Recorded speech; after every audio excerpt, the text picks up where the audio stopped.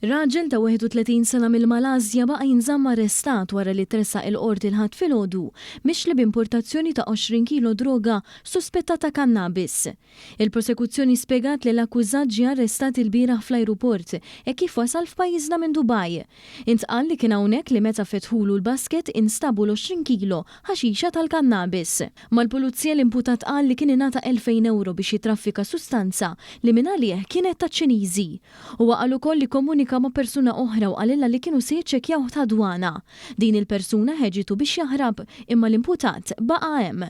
L-akkużat wieġeb mhux ħati għall-akkużi miġjuba kontrih.